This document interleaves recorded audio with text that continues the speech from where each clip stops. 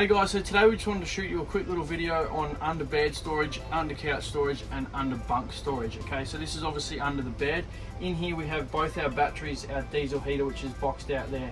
So under the bed we're putting the light stuff. Reason being that remembering it is in front of the axles, so any weight you're putting in here is going to increase your ball weight. So the way I've got this fan balanced out, it works well for us. We've got the kids' toys under there that we pull out when we get to camp, tubs for shoes, any other little bits and pieces. The Dyson's in there as well. Super awesome large storage space under the bed there as well.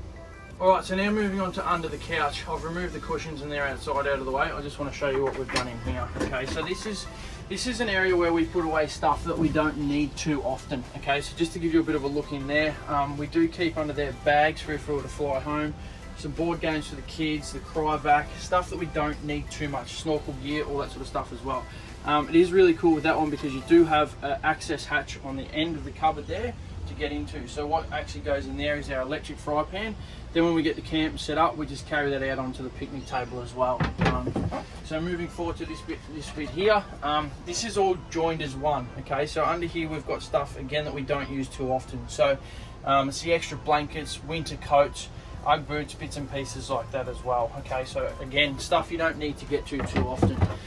With the hatch here, there is another hatch on the end of this couch.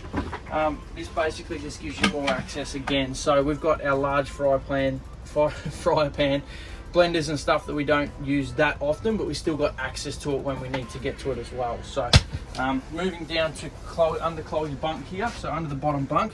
When you get the 2-bunk version with the van, this storage comes as standard. Okay, so obviously with a triple bunk you wouldn't have the room, but this is a double bunk. So this is just the access hatch into there.